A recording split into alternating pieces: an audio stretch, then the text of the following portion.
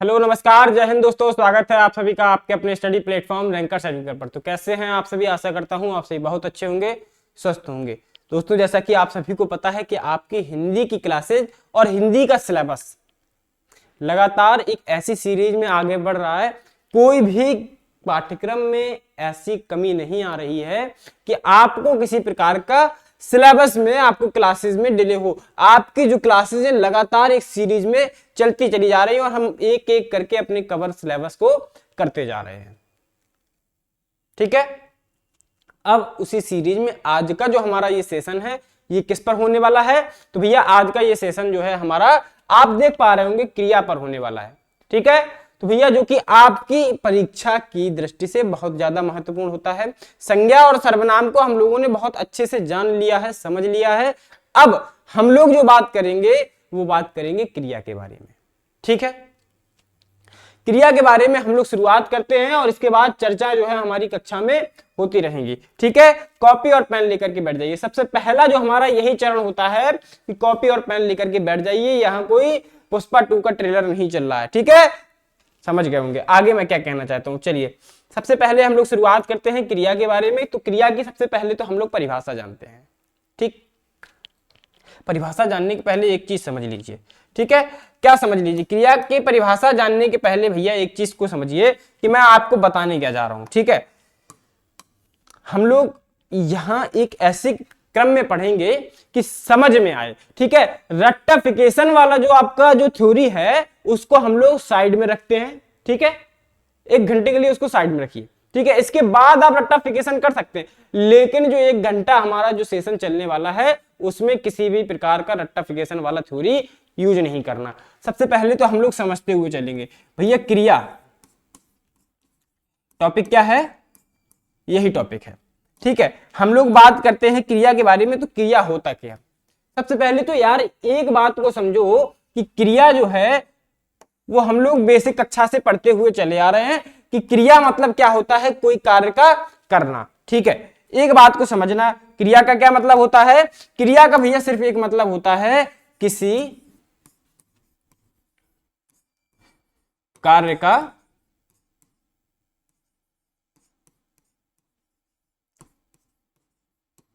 होना या करना। यार अब हमें आप एक बात को बताना, ठीक है, बात को समझना कि यहां पर लिखा गया है क्रिया का मतलब किसी कार्य का होना या करना। लेकिन हम परिभाषा में हमेशा यही क्यों पढ़ते हैं कि किसी घटना का। घटना को हमने देखा है, काफी सारे विद्यार्थियों ने ऐसा कहा है कि घटना को जो है दुर्घटना समझा है। क्या समझा है? घटना को उन्होंने क्या समझा है? दुर्घटना समझा है। ठीक है, उनका सीधा, अगर घटना आपने कह दिया है तो घटना का उनका सीधा यहां पर लॉजिक जाता है दुर्घटना, मतलब घटना हुई है तो एक्सीडेंट हो गया। ठीक है, एक बात को समझना, मैं एक बहुत साधारण से तरीके से आपको समझाने का प्रयास कर रहा हूं यहां पर। लेकिन क्रिया का मतलब है यहां पर होता है किसी कार्य का होना या करना। ठीक है, अब क्रिया कहते किसे हैं? एक साधारण सी परिभाषा यहां पर समझना, जिस शब्द के माध्यम से, ठीक है, लिखते हुए चलो। एक बात लिखना परिभाषा में, किसमें? परिभाषा में। परिभाषा में लिखो जिस शब्द के माध्यम से,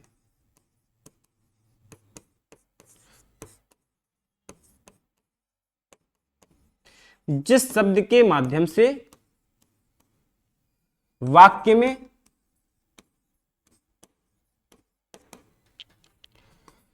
किसी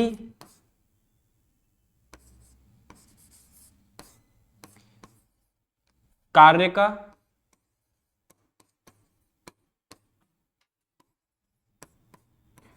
होना या करना पाया जाए। क्या करना?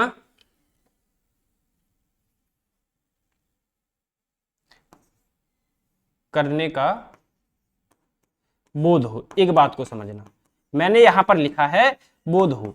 ठीक है, अब बात को क्या समझे? जिस शब्द के माध्यम से किसी वाक्य में, ठीक है, वाक्य में ही होगा, कहीं और तो हो, यहां पर दैनिक दिनचर्या में हमारा तो होगा नहीं, किसी वाक्य में हमने ये वाक्य लिखा है, इस माध्यम से हम क्या समझे? किसी कार्य का होना या करना पाया जाए।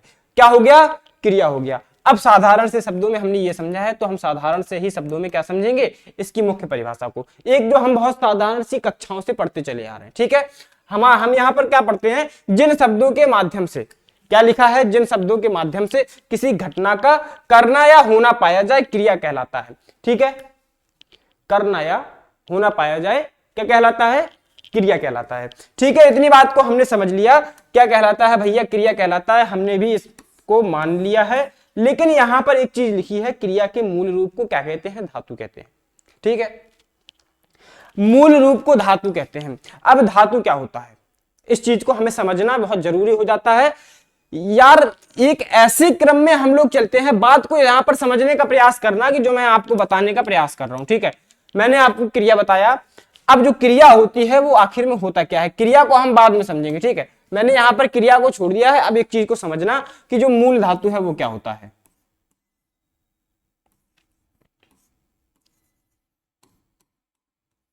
मूल धातु है वो होता क्या है। ठीक है, मूल धातु क्या होता है, ये सवाल मैंने आपसे किया और आपने यहां पर अगर जवाब नहीं दे पाया तो हम लोगों ने क्रिया में फिर पढ़ा क्या है, यही चीजें सामने आती है कि भैया हमने क्रिया में पढ़ा क्या है, क्योंकि हमारा एक मुख्य बिंदु सामने आ रहा था कि मूल धातु होता है। तो भैया मूल धातु क्या होता है, सबसे पहले एक बात को समझेंगे, क्रिया के पहले क्रिया बनती कैसे है, क्रिया बनती है मूल धातु में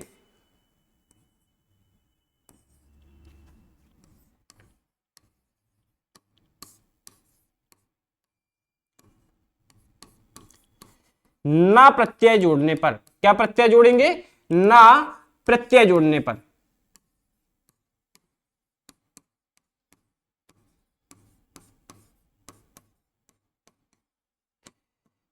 क्या होता है भैया, क्रिया शब्दों का निर्माण होता है। किनका निर्माण होता है, क्रिया शब्दों का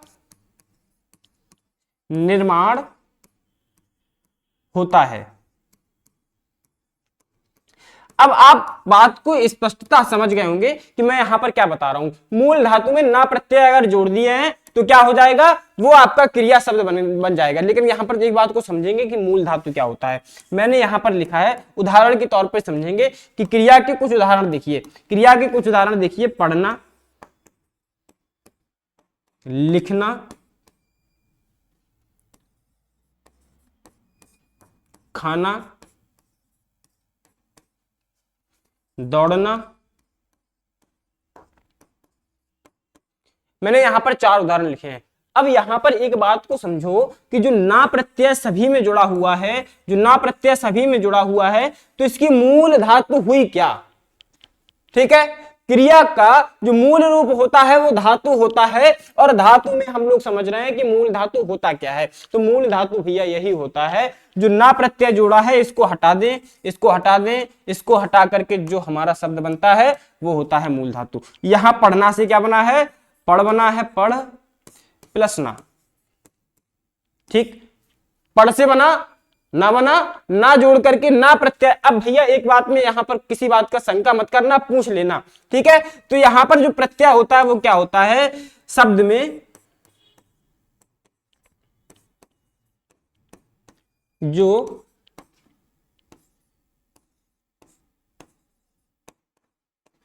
पीछे की ओर लगता है। ठीक है,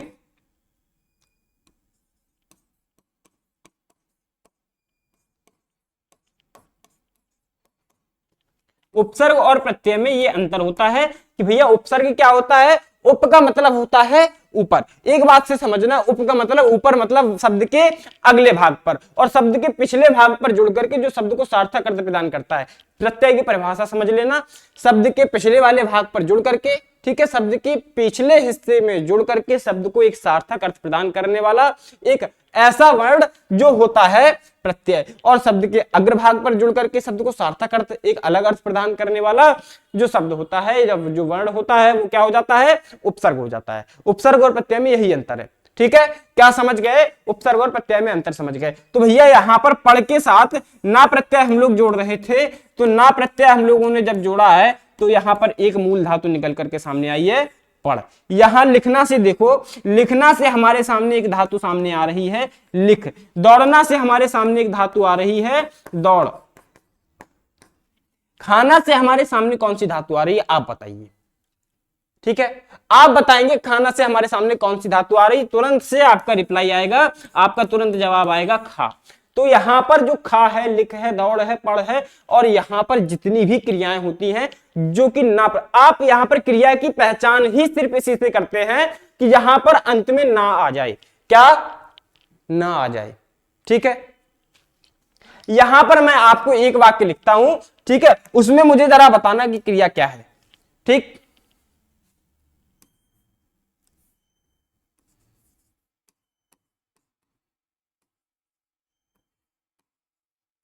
मैं कुछ देर पहले घर आया।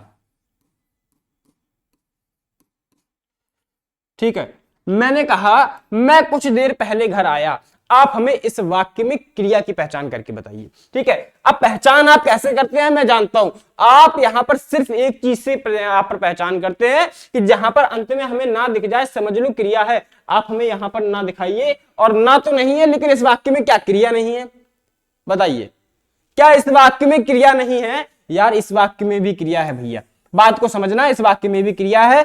थोड़ी सी एक देखिए, मैं एक मित्रवत तरीके से आपको समझा रहा हूं, एक मित्रवत मतलब एक ऐसे सर्कल में हम लोग, देखिए, जो एक अध्यापक का और एक शिष्य का एक हिसाब से ऐसा समझना, ठीक है, और एक अध्यापक का एक शिष्य का ऐसा रिश्ता होता है जो कि कभी भी, ठीक है, अगर उसमें सामंजस्य नहीं है तो कभी भी जो अध्यापक जानता है या जो अध्यापक शिष्य को देना चाहता है या फिर सामने वाले को देना चाहता है, वो कभी दे ही नहीं सकता।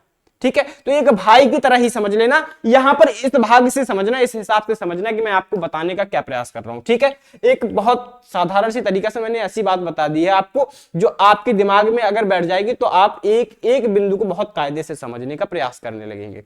ठीक है, यहां मैंने बताया मैं कुछ देर पहले घर आया, यहां पर ना शब्द का कहीं भी प्रयोग नहीं किया गया है, ना ही प्रत्यय कहीं पर जोड़ा गया है। अब हमें आप बताइए क्या इस वाक्य में क्रिया नहीं है? भैया इस वाक्य में भी क्रिया है। तो आया है, घर पर जो आना, अब बात को समझो, इसमें हम ना जोड़ करके चेक कर सकते हैं, जांच कर सकते हैं, लेकिन जो मैंने आपसे पूछा है एक पहचान को जो आप लोग रट लेते हैं कि ना जोड़ करके जो ना जोड़ा है, ना जो है अंत में ना का प्रयोग है, वहां पर क्रिया होगी। तो इस प्रकार का कोई भी आपका नियम नहीं होता है। यहां पर इस वाक्य को देखो, इस वाक्य में ना का प्रयोग नहीं है, लेकिन यहां क्रिया क्या है? क्रिया आना है। ठीक है, तो आना शब्द से, आना से क्या बनना है? आना से बन गया आया। ठीक है, तो जो घर पर आना है उसका वो क्रिया हो गई। ठीक है, तो इस वाक्य, ऐसे वाक्य भी आपको देखने को मिल सकते हैं और क्रिया पूछी जा सकती है।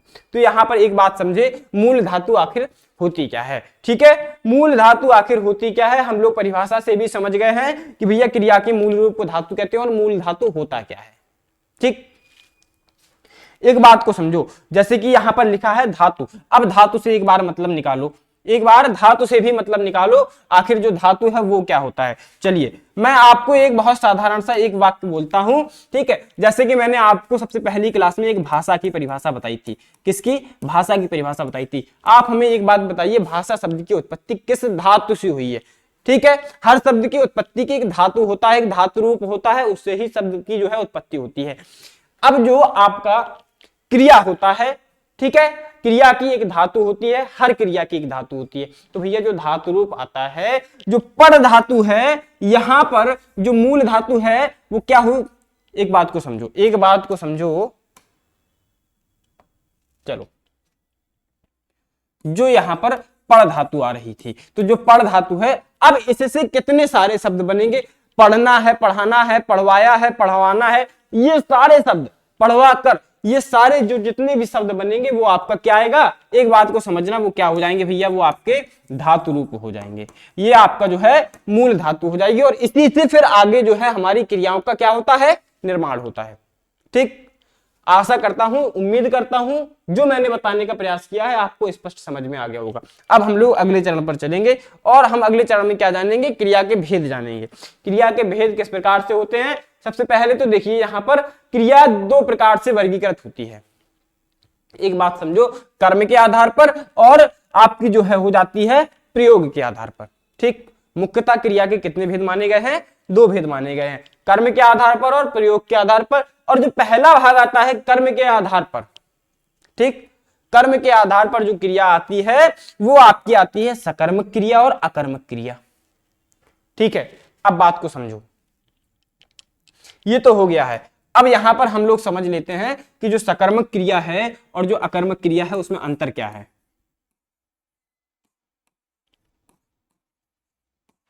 एक तो हो गया आपका सकर्मक क्रिया,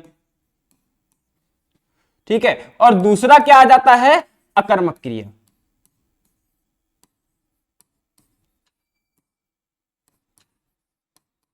चलिए अंतर बताइए दोनों में क्या हो सकता है। एक शब्द को पढ़िए, पहले तो शब्द को पढ़िए, इसके बाद अंतर समझिए। यहां पर एक लिखा हुआ है सा, थोड़ा सा विच्छेद करिए, सा और कर्मक क्रिया। ठीक, इसके बाद आ और कर्मक क्रिया। एक शब्द और लिखेंगे, निश्चित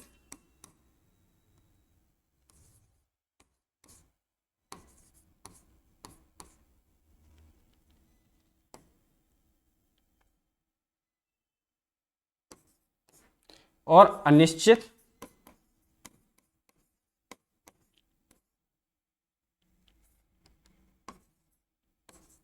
और सुनिश्चित। क्या, सुनिश्चित। ठीक, यहां पर देखिए सा का मतलब क्या हुआ। किसी भी शब्द में सा जुड़ने से क्या होता है, या तो वो अच्छा शब्द का होता है या फिर योग्य शब्द का दो यहां पर अर्थ निकालता है। तो यहां पर जो शब्द सा का अर्थ निकल रहा है, इस वर्ड का अर्थ निकल रहा है, इस वर्ण का अर्थ क्या निकला है, सा का मतलब यहां पर निकलता है सहित। ठीक, सा का मतलब क्या निकला, सहित निकला। अब यहां पर आ का मतलब क्या हो गया, जैसा कि हम लोगों ने यहां पर देखा है, निश्चित के बाद अनिश्चित। अनिश्चित का मतलब क्या हो गया है, अनुपस्थित। एक बात को समझो, अनिश्चित का आ का मतलब हो गया क्या, अनुपस्थित। अब अनुपस्थित क्या, ठीक, मैंने आपसे पूछा अनुपस्थित तो हुआ, लेकिन अनुपस्थित हुआ क्या। यहां पर सहित है, लेकिन क्या सहित में है, सहित है क्या, किसके सहित है। ठीक, मैंने आपसे पूछा सहित है तो किसके सहित है, अनुपस्थित है तो क्या अनुपस्थित है। ठीक है, अब मैं दो बात आपसे बताता हूं कि भैया अगर वो सहित है तो इस कर्मक से मतलब समझिए, किसके सहित है भैया, कर्म के सहित है। किसके सहित है, कर्म के सहित। अगर अनुपस्थित है तो क्या है, कर्म अनुपस्थित है।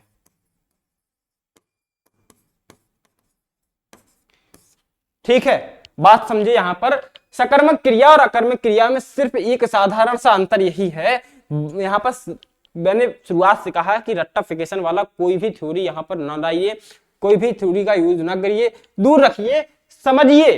ठीक है, एक बार समझ में नहीं आता है, बार बार समझिए। अभी इतना समय आपके पास है तो आप समझ लीजिए कि अगर मैं यहां पर आपको जितना भी बता रहा हूं उतना बस मनते आप जो है अपने ईमानदारी के साथ पढ़ते हुए चलेंगे तो ये बात की गारंटी है कि हिंदी से आपका कोई भी चैप्टर का प्रश्न आ जाए आपसे छूटने वाला नहीं है।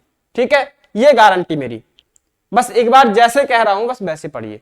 ठीक है, यहां पर समझिए सकर्मक और अकर्मक में अंतर क्या होता है। सकर्मक और अकर्मक में सिर्फ इतना सा अंतर होता है, सकर्मक का मतलब जिस क्रिया में, ठीक है, जिस क्रिया में क्या होता है, कर्म भी उपस्थित होता है, क्रिया के साथ कर्म उपस्थित हो जाए, क्रिया के साथ कर्म उपस्थित हो जाए तो क्या होता है, सकर्मक क्रिया। और अगर क्रिया तो रहे लेकिन कर्म ना रहे तो क्या होता है, आप यहां पर देख पाएंगे अकर्मक क्रिया होता है। ठीक है, अब एक बात को समझिए, कुछ उदाहरण से हम आपको समझाते हैं। ठीक है, उदाहरण से आपको किस प्रकार से समझाएंगे। यहां पर मैं लिखता हूं खाना,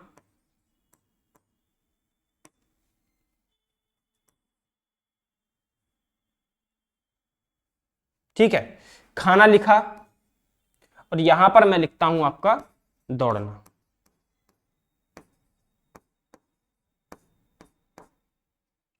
ठीक, मैंने आपसे कहा खाना लिखा, मैंने लिखा यहां पर लाना, मैंने यहां पर लिखा पढ़ना। ठीक, मैंने यहां पर लिखा दौड़ना, मैंने यहां पर लिखा तैरना।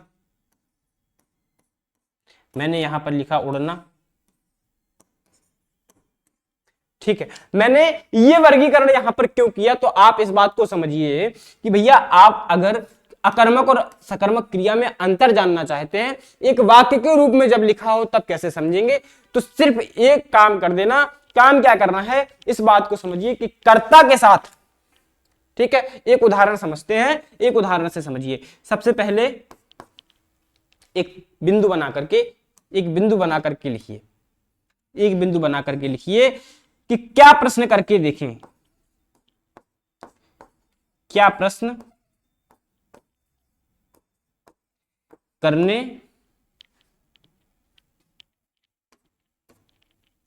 पर, यदि करने पर क्या होता है, करने पर यदि उत्तर आए,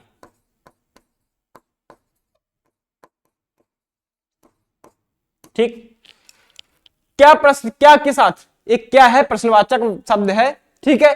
अगर क्या प्रश्न करने के बाद उत्तर कोई सामने आता है तब वो सकर्मक क्रिया शब्द हो जाएगा, वहां पर सकर्मक क्रिया होगी।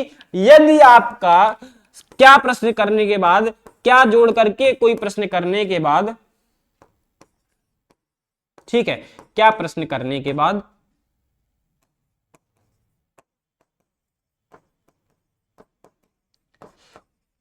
उत्तर नहीं आता,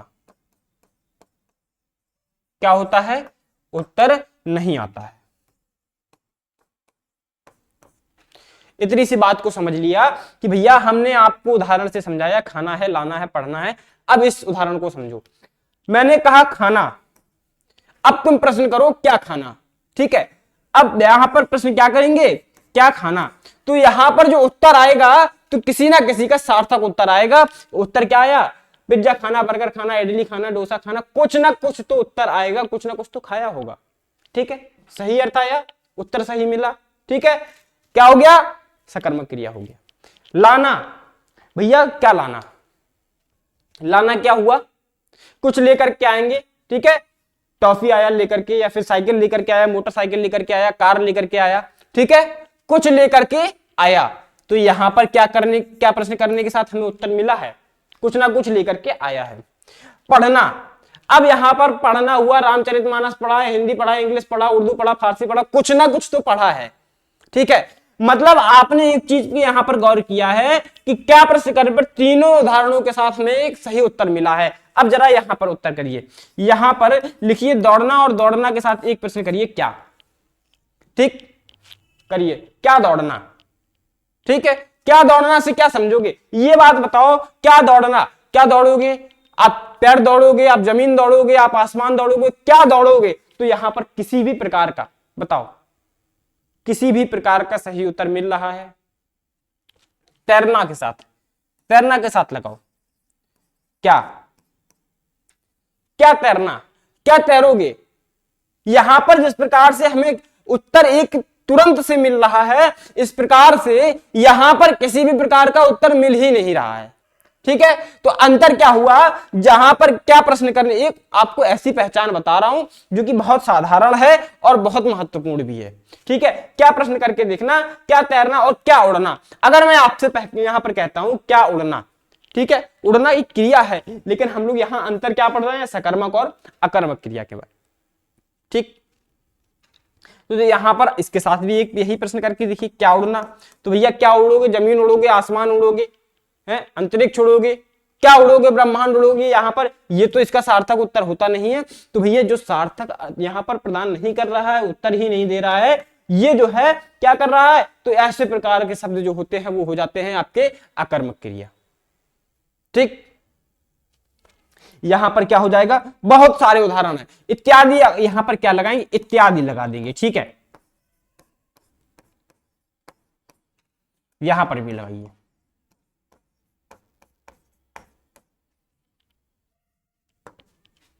ठीक है। बात को समझ गए, यहां पर क्या बताने का प्रयास किया है भैया, क्या प्रश्न करके जोड़ना, कोई भी क्रिया हो, कोई भी क्रिया के साथ तो आपको समझ में आ जाएगा। यदि सार्थक उत्तर मिलता है तब तो वो सकर्मक क्रिया है, नहीं मिल रहा है तो अकर्मक क्रिया है। इतना सा एक अंतर हो गया दोनों में। अब हम लोग सकर्मक और अकर्मक क्रियाओं के बारे में पढ़ेंगे। सकर्मक क्रिया पढ़िए, अब देखो, मैंने पहले आपको इसीलिए समझाया है कि अब आप पढ़ेंगे तो किसी भी प्रकार का आपको डाउट रह ही नहीं जाएगा। एक बात समझो, जिस क्रिया के प्रयोग में कर्म की अपेक्षा रहती है, बात को समझो, मैंने आपको बताया कर्म की अपेक्षा रहती है, अर्थात जिसमें कर्ता, क्रिया और कर्म तीनों उपस्थित रहते हैं। अब बात को समझो, ठीक है। फिर हम लोग एक बार पीछे आते हैं। मैंने आपसे कहा जहां पर कर्म उपस्थित रहते हैं, भैया जहां पर क्रिया होगी तो कर्ता साथ में जरूर होगा, ठीक है। बात को समझे या फिर नहीं समझे? जहां पर क्रिया होगी तो वहां पर कर्ता जरूर होगा, क्योंकि वो क्रिया करेगा कौन? अगर वो क्रिया हुई है तो कोई ना कोई तो कारक बना होगा, कोई ना कोई तो क्रिया बना होगा, कर्ता बना होगा। तो भैया अगर क्रिया हुई है तो कर्ता तो शामिल होगा, तो कर्ता तो दोनों में कॉमन आ जाएगा। कर्ता जो है वो, भैया बात को समझो, कर्ता इसमें भी हो जाएगा और कर्ता तो इसमें भी हो जाएगा,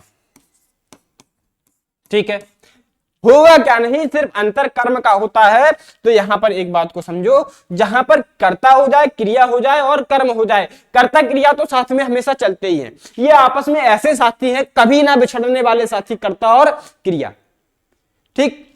यहां पर समझेंगे कर्म, ठीक है। कर्म भी उपस्थित रहता है, वहां पर हो जाएंगे। जरा दो उदाहरण से समझेंगे। यहां मैंने लिखा है श्याम पुस्तक पढ़ रहा है, ठीक है। एक यहां पर वाक्य लिखा, श्याम क्या कर रहा है? पुस्तक पढ़ रहा है। तो मैंने उसी प्रकार के उदाहरण से आपको पहले भी समझाया और फिर से समझाऊंगा कि भैया पढ़ तो हो गई क्रिया, क्रिया यहां पर क्या होगा? क्रिया हो जाएगा पढ़ना,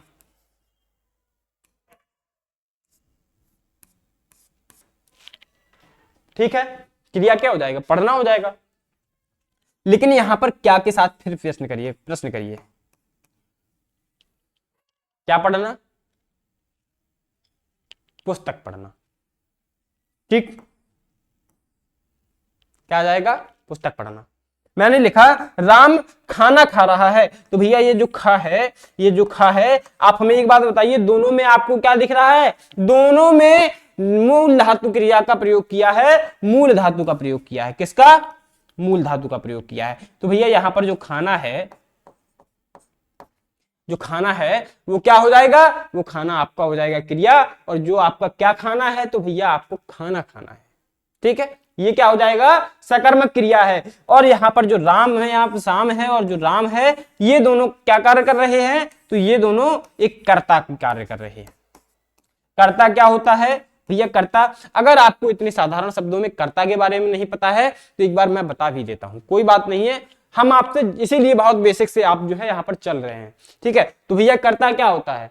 कर्ता होता है जिसके द्वारा कोई कार्य किया जाता है, ठीक है। परिभाषा लिख लो अगर याद ना हो तो।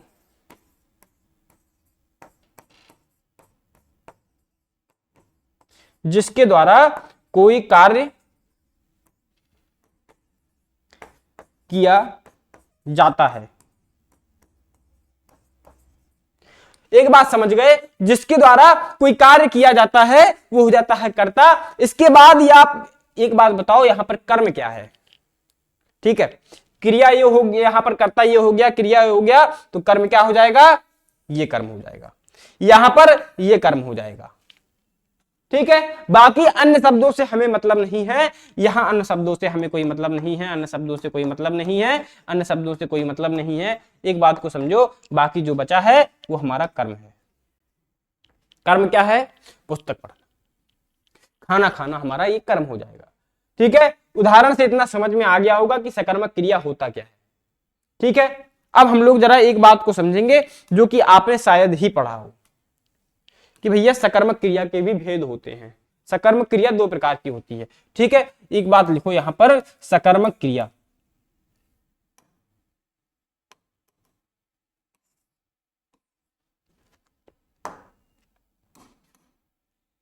क्या लिखेंगे?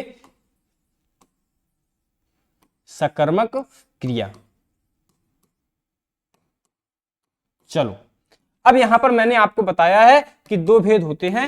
कौन कौन से होते हैं? तो भैया एक तो होता है एक कर्मक क्रिया,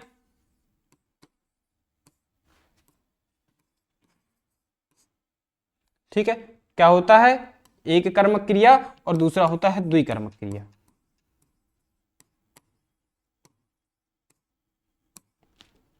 ठीक है।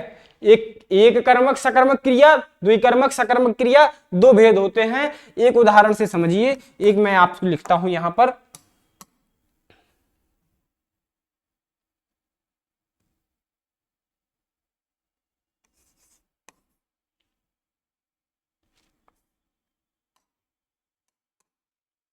अध्यापक,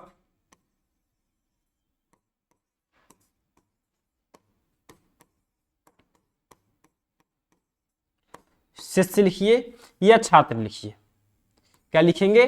छात्र को पढ़ाता है।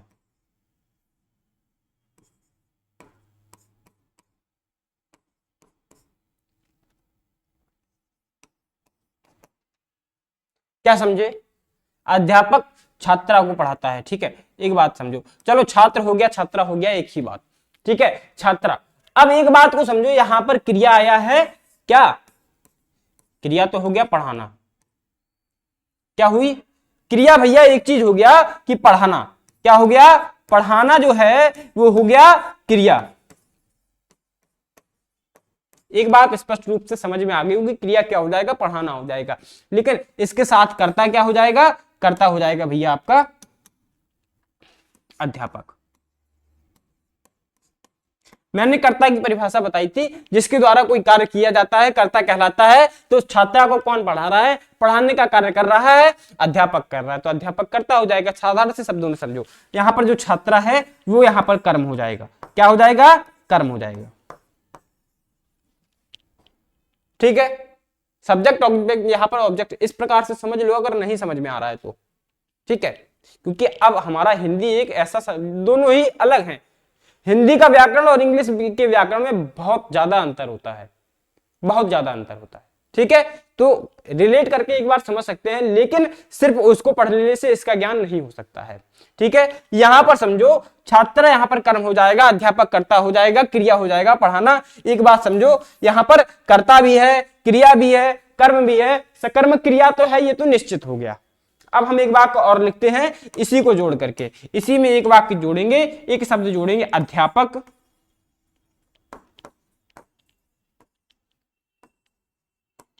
छात्रा को अंग्रेजी पढ़ाता है। क्या पढ़ाता है?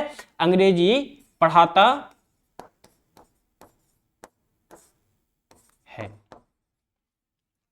अब जरा हमें आप इस वाक्य में कर्ता बताइए, कर्म बताइए और क्रिया बताइए। एक बार फिर से वाक्य सुनिए, अध्यापक छात्रा को अंग्रेजी पढ़ाता है। पहला वाक्य था अध्यापक छात्रा को पढ़ाता है। अब हमें आप यहां पर पहचान करके तुरंत बताएंगे, बहुत जल्दी, समय नहीं लेना है। पढ़ाना क्या हो गया? यहां पर जो पढ़ाना हो जाएगा, क्या हो जाएगा? पढ़ाना क्रिया हो जाएगा। एक बात निश्चित हो गई, क्रिया हो गई पढ़ाना। और एक बात को और निश्चित कर दीजिए, जो अध्यापक है वो हमेशा कर्ता का ही रहेगा, वो हमेशा कर्ता ही रहेगा, क्योंकि वो पढ़ाने का कार्य कर रहा है। ठीक है, वो इसके अलावा कुछ कर ही नहीं सकता। ठीक है, यहां पर वो एक कर्ता के रूप में सामने आया। और एक हमने यहां पर देखा था कि कर्म क्या है? छात्रा है। क्या है? छात्रा क्या हो जाएगा? कर्म हो गया। यहां पर इस शब्द से हमें कोई मतलब नहीं है, इस शब्द से कोई मतलब नहीं है। यहां पर एक शब्द और सामने आ रहा है, अंग्रेजी। ठीक है, अंग्रेजी एक शब्द सामने आया, तो भैया ये भी शब्द आपका कर्म है। तो जहां पर दो कर्म उपस्थित हो जाएं, वहां द्विकर्मक सकर्मक क्रिया होती है। और यहां पर देखो, सकर्मक तो इसीलिए है क्योंकि भैया कर्ता भी है, कर्म भी है, क्रिया भी है। कर्म जरूर दो हो गए हैं, तो इससे हमें कोई मतलब नहीं है। लेकिन अगर मतलब नहीं है तो मतलब तो एक है कि भैया अगर दो कर्म हो गए तो द्विकर्मक सकर्मक क्रिया हो जाएगा, और आपका जो है एक कर्म रहा तो एक कर्मक सकर्मक क्रिया होगा। ठीक है, दो भेद होते हैं, किस प्रकार से होते हैं अंतर समझ में आ गया होगा। अब हम लोग जरा आगे वाले भाग पे चलते हैं। आगे वाला कौन सा भाग है? अकर्म क्रिया के बारे में। सकर्मक क्रिया समझ गए क्या होता है? अकर्म क्रिया समझिए कि भैया बताया गया है जिस क्रिया के प्रयोग में कर्म की अपेक्षा नहीं रहती। अपेक्षा करने का मतलब क्या होता है? किसी चीज के बारे में एक जिज्ञासा होना कि ये चीज, यहां पर किसी भी चीज के बारे में क्या होना, या फिर कहा जाए इस प्रकार से कि ललक होना, मतलब अपेक्षा होना, उस पर आधारित होना। ठीक है, कि भैया वो हमारे पास होना चाहिए। तो यहाँ पर इस प्रकार का कोई भी रोल नहीं होता है भैया, तुम हो या ना हो हमें कोई मतलब नहीं है, तुम ना हो तो ही अच्छा। ठीक है, क्या मतलब है, तुम ना हो तो ही अच्छा। ये कर्म को हम लोग यहां से क्या कर देते हैं, त्याग त्याग कर देते हैं। ठीक है, एक प्रकार से मतलब समझे, कर्म की अपेक्षा नहीं रहती है, अर्थात जिसमें कर्म अनुपस्थित रहता है। मतलब अब इसमें एक बात समझो कि भैया, एक बात समझो, जैसा कि मैंने आपको बताया था, इसमें कर्म भी रहेगा, यहां पर सॉरी कर्म नहीं, यहां कर्ता तो दोनों साथ में रहेगा, क्योंकि भैया क्रिया है यार। क्रिया तो आप एक बात को समझो, जब कोई कार्य किया गया है तो क्रिया उसके द्वारा तो किया गया होगा जो आपका एक मुख्य बिंदु बना है, कोई ना कोई तो उस कार्य को कर रहा है। अब जो कार्य को कर रहा है वो करता है, कोई भी हो कर्ता होगा। ठीक है, कर्ता हो गया और आपका जो है क्रिया हो गया। ठीक है, कर्ता भी रहेगा, क्रिया भी रहेगा, लेकिन अनुपस्थित क्या रहेगा, कर्म अनुपस्थित रहेगा भैया, कर्म अनुपस्थित रहेगा। अब बात को समझो, बच्चा रो रहा है। ठीक है, मैंने आपको यहां पर एक उदाहरण से समझाया था, एक उदाहरण से क्या समझाया था, चलिए, बच्चा रो रहा है। ठीक है, मैंने अकर्मक और सकर्मक के जब अंतर बताया आपको, तब एक बात बताई, जहां पर क्या लगाइए। ठीक है, क्या किसके बाद लगाना है भैया, यहां क्रिया के साथ ही, क्रिया के साथ।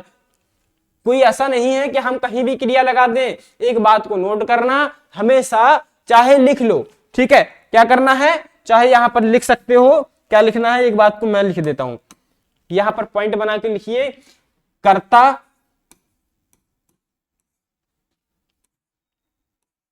व क्रिया के मध्य ही क्या करना है, क्या लगाकर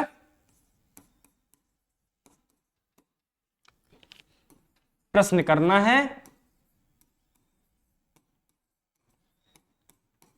चलिए, ठीक है, मैंने लिख दिया है, इस वाक्य को यहां पर लिख लेंगे, उतार लेंगे। यहां पर लिखा है कर्ता व क्रिया के मध्य। अब बात को समझो, मैं यहां पर क्या बता रहा था, कर्ता ये हो गया, क्रिया ये हो गया। कर्ता क्या हुआ, बच्चा है, रो कौन रहा है बेटा, यहां पर बच्चा रो रहा है। कौन रो रहा है, बच्चा रो रहा है। तो बात को समझे, यहां पर जो रोने वाला है वो तो हो जाएगा कर्ता। ठीक है, अब यहां पर जो रो रहा है, तो यहां पर एक क्रिया तो हो गई, रोना। क्या हो गया, रोना, रोना तो हो जाएगा क्रिया। अब लेकिन यहां पर मैंने कहा क्या लगा करके प्रश्न करो, तो इस बात को समझो, रोना, तो यहां पर क्या रोना, एक बात बताओ, यहां पर लिखा हुआ है रोना।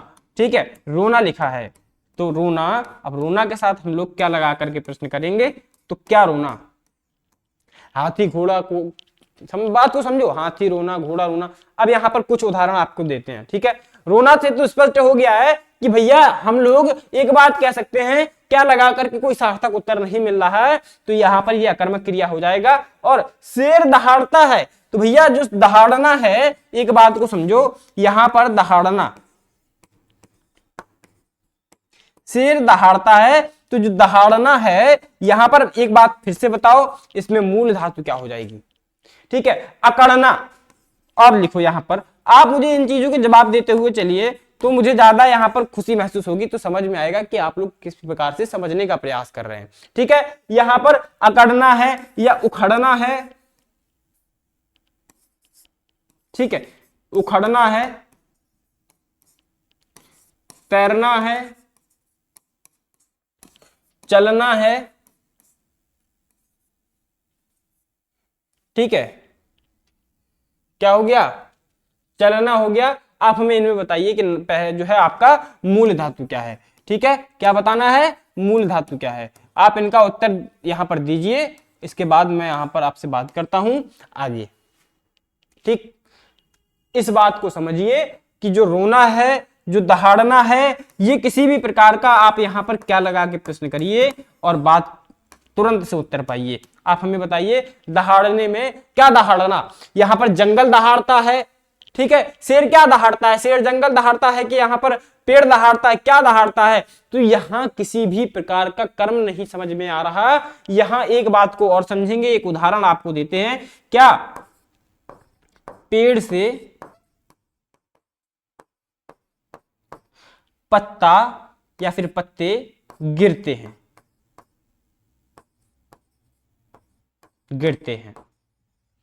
एक ऐसा उदाहरण आपके सामने है कि भैया पेड़ से पत्ते गिरते हैं। आप हमें एक बात बताइए, इसमें आपका सकर्मक क्रिया है या आकर्मक क्रिया है? ठीक, और लिखिए, पानी बरसता है। ठीक, क्या है? पानी बरसता है। एक और लिखिए, घोड़ा दौड़ता है।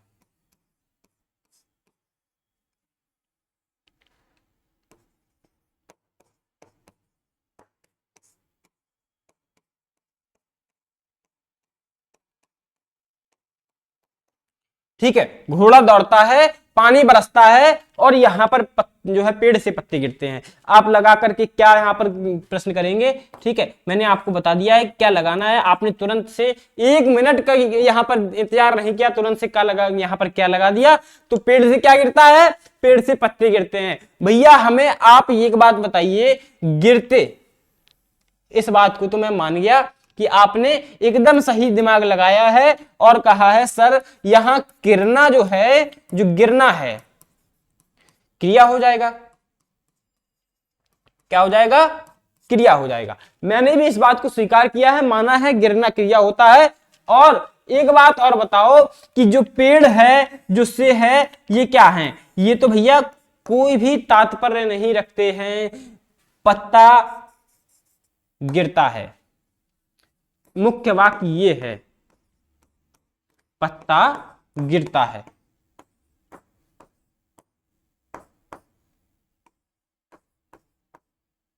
ठीक, मैंने आपसे कहा था कर्ता और क्रिया के मध्य। आप हमें एक बात बताइए, यहां कर्ता कौन है? पेड़ कर्ता आपको समझ में आ रहा है क्या? नहीं आ रहा है? आप हमें एक बात यहां पर, अब यहां एक बात लगाइए, क्या एक शब्द लगाए, क्या? अब प्रश्न करो, पत्ता गिरता है। भैया पत्ता क्या गिरता है? बताइए, पत्ता गिरता है, पत्ता क्या गिरता है? कोई यहां पर स्पष्टीकरण सामने आया है? नहीं आया है। तो इस प्रकार से ये क्या हो जाएगा? यहां हो जाएगा अकर्मक क्रिया।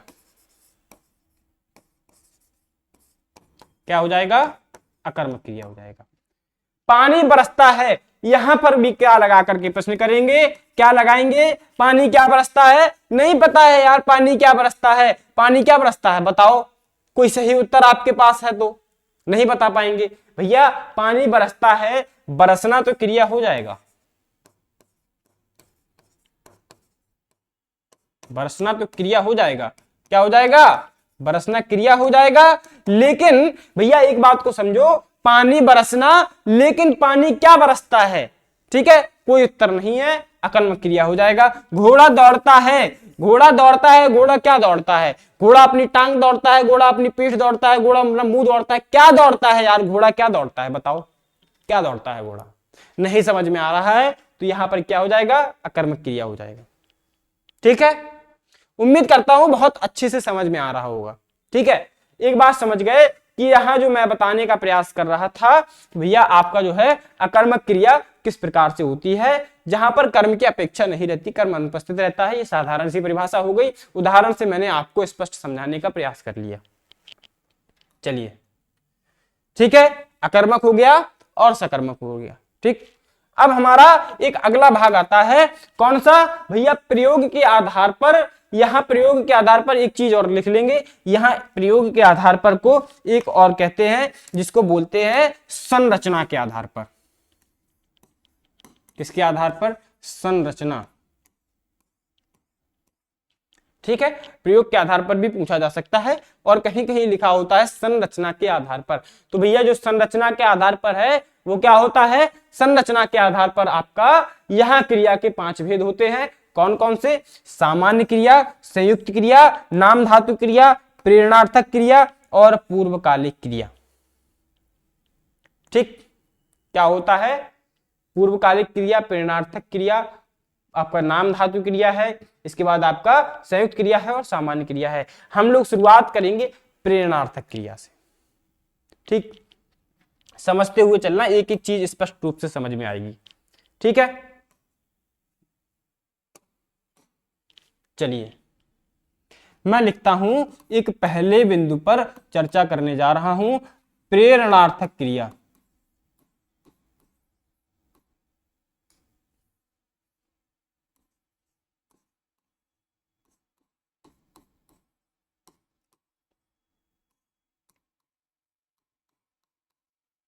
प्रेरणार्थक क्रिया, ठीक है, क्या समझे, प्रेरणार्थक क्रिया। तो यहां एक बात को समझो, परिभाषा को नोट कर लो। ठीक है, किसको नोट करना है, परिभाषा सबसे पहले।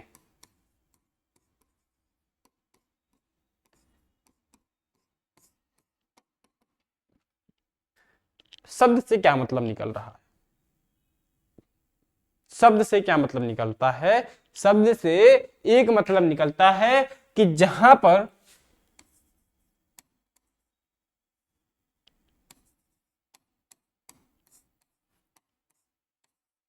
वाक्य में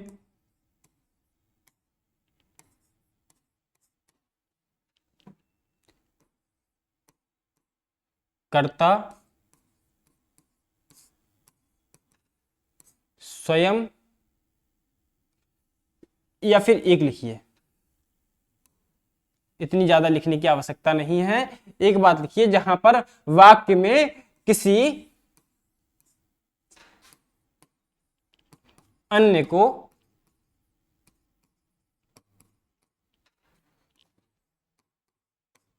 कार्य करने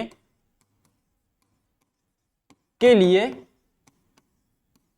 क्या किया जाए, जिस वाक्य में, यहां पर देखो, जहां पर वाक्य में किसी अन्य व्यक्ति को या फिर अन्य को क्या किया जाए, कार्य करने के लिए प्रेरित किया जाए।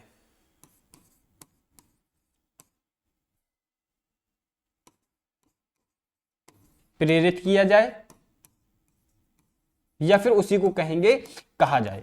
ठीक है भैया, यहां पर वो खुद काम नहीं करेगा, वो क्या कहेगा, जाओ मेरा काम कर दो। ठीक, क्या कहा है, जाओ मेरा काम कर दो। यहां दो प्रकार से समझना, मूल धातु से यहां पर यहां कैसे निर्माण होता है दो चीजों का। आपका सबसे पहले तो यहां दो प्रकार की प्रेरणार्थक क्रिया आ जाती है, कौन कौन से होते हैं एक बार समझ लेंगे भैया। पहली तो होती है प्रथम प्रेरणार्थक,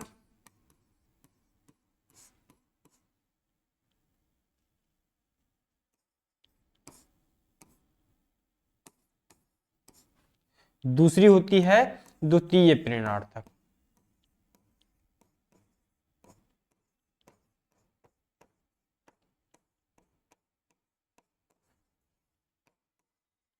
ठीक, पहली प्रथम प्रेरणार्थक और दूसरी क्या हो जाएगी, दूसरी हो जाएगी भैया आपकी क्या, द्वितीय प्रेरणार्थक। तो बात को क्या समझेंगे, यहां पर प्रथम प्रेरणार्थक और द्वितीय प्रेरणार्थक में अंतर क्या है, एक बात को समझिए, मैं वही आपको यहां सीढ़ी बनवाने वाला हूं। सीढ़ी का मतलब सारणी, सीढ़ी का मतलब सारणी। एक बात लिखिए, यहां पर लिखेंगे मूल धातु, यहां पर प्रथम प्रेरणार्थक, यहां पर द्वितीय प्रेरणार्थक। चलिए, मूल धातु में लिखिए पढ़ना का पढ़, पढ़ना में क्या आ जाएगा, पढ़ ही तो होगा मूल धातु।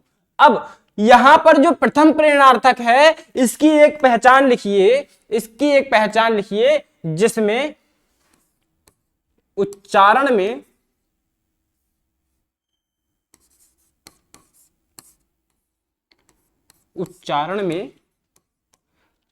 आना उच्चारित हो अंत में। सबसे पहले अंत में क्या उच्चारित होता है, आना। ठीक, आना आई। ठीक है, एक बात को समझ गए, जहां पर उच्चारण करने में, इनको उच्चारित करने में क्या है, अंत में आना आ जाए, आना। ठीक है, क्या आ जाए, आना आ जाए, तो वो हो जाएगा प्रथम प्रेरणार्थक क्रिया। और द्वितीय प्रेरणार्थक क्रिया क्या होती है भैया, उच्चारण में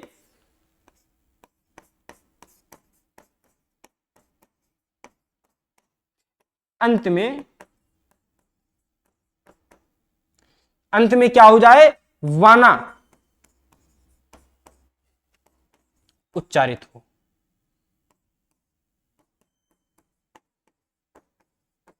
चलो एक बात समझो, जहां पर अंत में वाना आ जाए यहां पर लिख लो इसी चीज को, आना, और यहां पर वाना।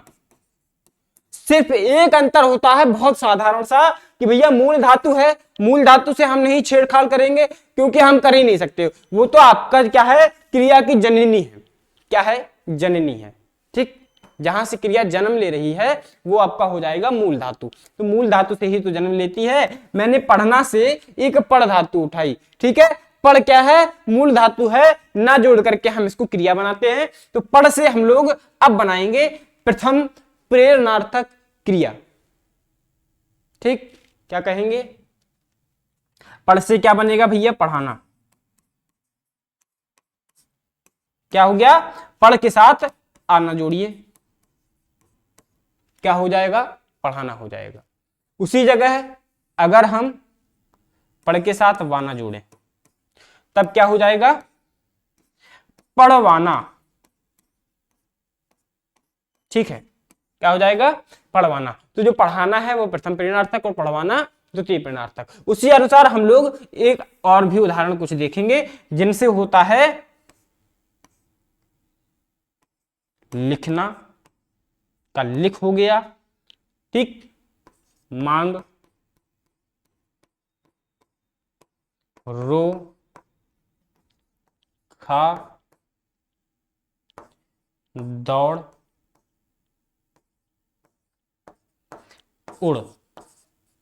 बस इतने का देख लो, बस इतने का देख लो, आगे समझ में आ जाएगा किस प्रकार से होता है। ठीक है, इसलिए बता रहा हूं, यहां पर कुछ ऐसे शब्द आएंगे कि आपको जिनमें बताने में थोड़ी सी तकलीफ हो सकती है। आप ये बताइए, लिखना का तो हम लिख देंगे लिखाना,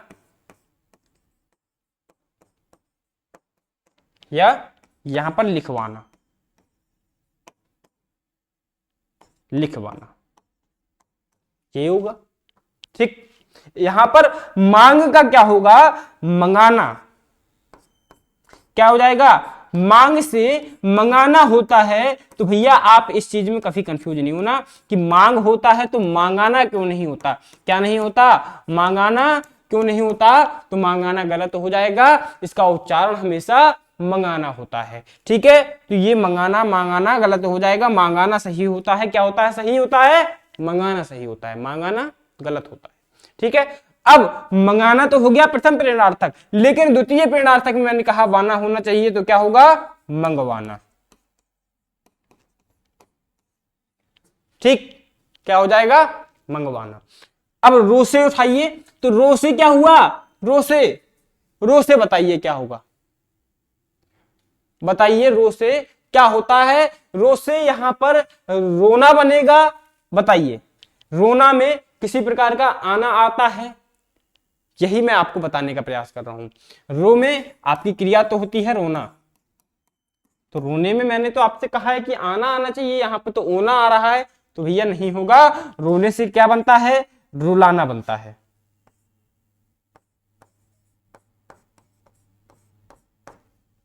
और फिर आपका यहां पर रुलवाना आता है।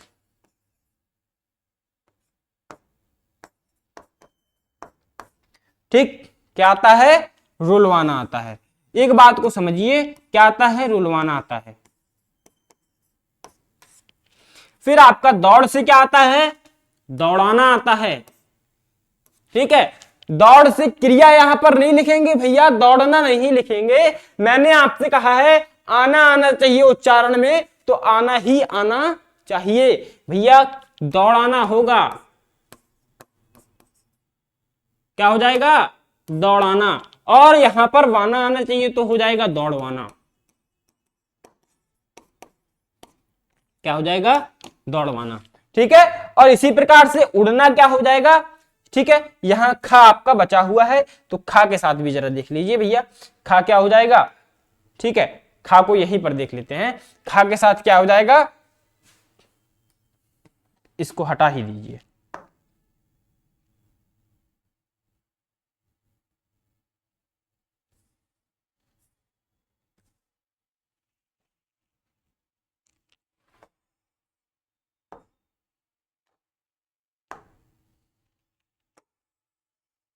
चलिए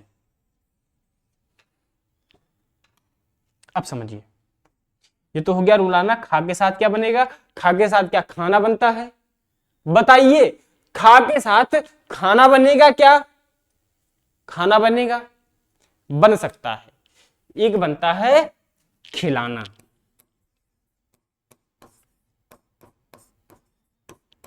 और खिलवाना।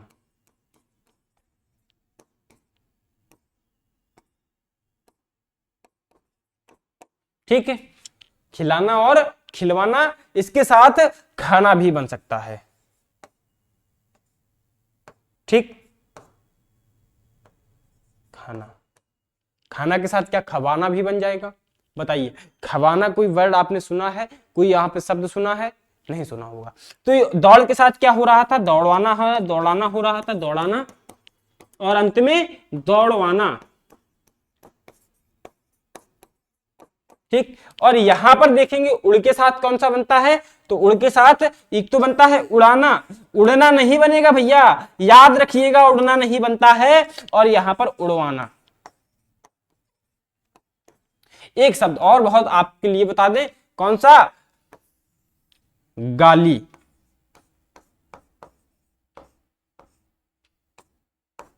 इससे कोई बनेगा क्या? कोई इससे बनेगा क्या भैया? यहां पर इससे नहीं बनता है। ये चीज यहां पर उदाहरण दूसरी क्रिया का होता है। किसका होता है? दूसरी क्रिया का होता है। तो भैया आप सबसे पहले तो ये बताओ कि यहां पर प्रेरणार्थक क्रिया आपको इस प्रकार से स्पष्ट हुआ, यहां पर हुई कि नहीं हुई? आप यहां पर इस चीज को स्पष्ट करेंगे। अब मैं आपसे कुछ यहां पर उदाहरण से समझाऊंगा कि यहां पर कैसे होता है प्रेरणार्थक। एक वाक्य लिखेंगे, राम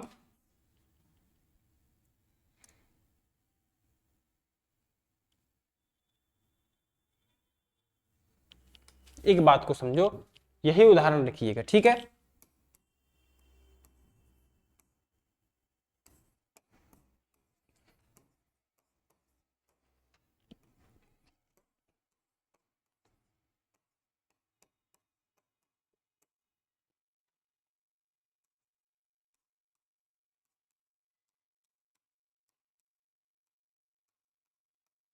ठीक, मैंने आपसे कहा राम राघव से गाड़ी चलवाता है, तो भैया जो करता है वो तो राम है। ठीक है, ठीक, करता क्या है? राम। लेकिन यार राम खुद यहां पर खुद गाड़ी नहीं चलाता है। किससे कहता है? गाड़ी चलवाता है राघव से, है किसकी? राम की है। तो भैया जब कर्ता खुद कार्य ना करके यहां पर जब किसी अन्य को कार्य करने को कहा जाए, अब यहां पर एक वाक्य और देखो, यहां कौन सा?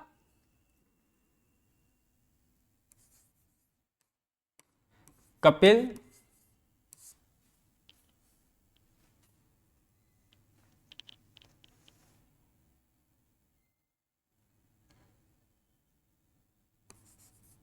ने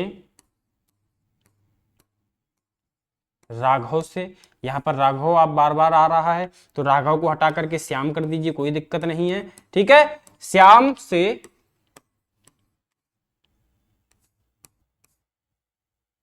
सब्जी मंगवाई।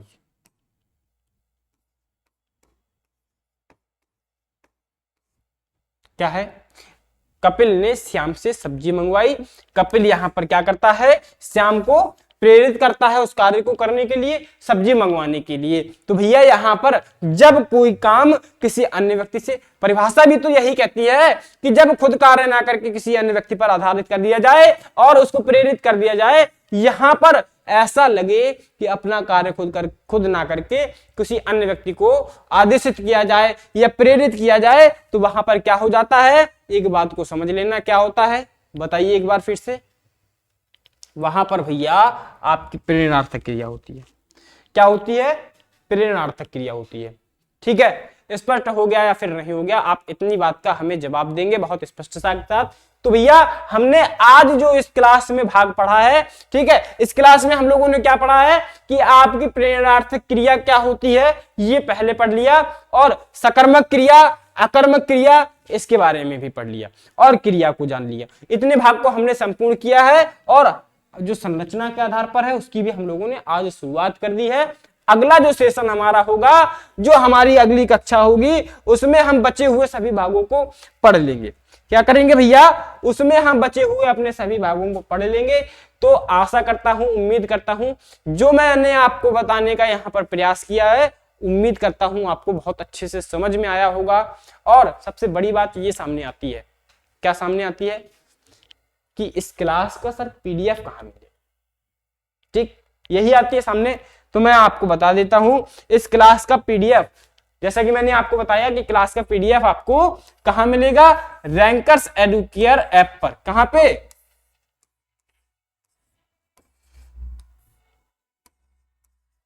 रैंकर्स